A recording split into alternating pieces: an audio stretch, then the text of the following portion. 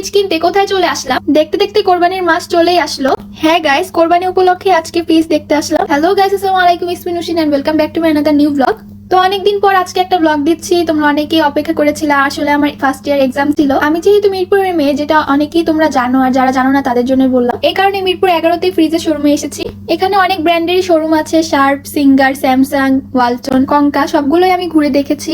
আর এখন আমি কঙ্কার শোরুমে ঢুকেছি, দেখি এখানে মনের মতো ফ্রিজটা পাই কিনা। তোমরা তো দেখতেই পাচ্ছ আমি ডাবল ডোরের ফ্রিজ দেখছিলাম। আমার টাইটেলটা তো তোমরা তো দেখেছো, এই লক্ষ টাকার ফ্রিজ। তো হ্যাঁ গাইস, ডাবল ডোরের ফ্রিজ গুলো লক্ষ টাকারই হয়। এটা 400 লিটারের উপরে ছিল, যা আমার বাজেটের বাইরে। আমি চাচ্ছিলাম 300 লিটারের মধ্যে নেওয়ার জন্য। তো এখানে ম্যানেজারের স্টাফরা দেখাচ্ছিল যে 300 লিটারের মধ্যে কোন ফ্রিজ গুলো আছে। আমি চাচ্ছিলাম ডিপটা নিচের দিকে থাকবে আর উপরে নর্মাল হবে।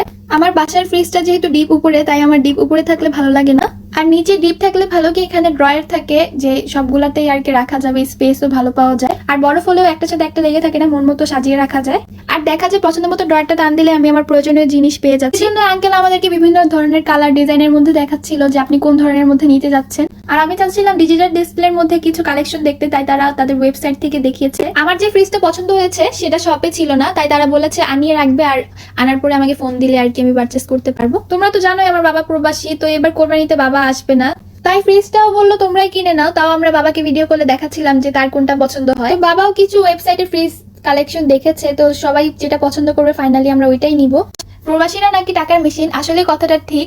তারা উপস্থিত না থাকলেও তাদের আপনজনরা তাদের পছন্দ মতো জিনিসপত্র কিনতে পারে। এখানে টাকাটাই হচ্ছে মেন, আর টাকা থাকলেই সব পাওয়া যায়। আসলে বাবাকে আমরা সবাই অনেক মিস করি। তোমরা তো অনেকেই জানো না, আমার দাদু অনেক বেশি অসুস্থ, কিন্তু এখানে যদি টাকাটা না থাকে তার চিকিৎসাও হবে না। আমার ছোট বোন তো টিভি সবকিছু দেখে অনেক বেশি এক্সাইটেড হয়ে গিয়েছিল। তো ওকে আমি জিজ্ঞেস করছিলাম তোমার কি কোনোটা পছন্দ হয়েছে, অত পারলে বলে সবগুলোই নিয়ে নাও। আর গাইস, আমি কিন্তু শপে একা আসিনি, আমার ফ্যামিলি, মা, বোন সবাই ছিল।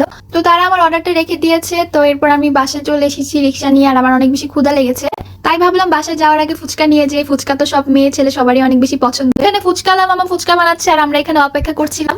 ভয়েস ওভার দিচ্ছি, আর আমার এখনই ফুচকা খেতে ইচ্ছে করছে ভিডিওতে দেখে। ফুচকা খেলেই জানি ঝাল লাগবে, তাই আগে থেকে আইসক্রিম নিয়ে নিলাম। তো আজকে ভিডিওটা এই পর্যন্ত ছিল। আসসালামু আলাইকুম, আল্লাহ হাফেজ।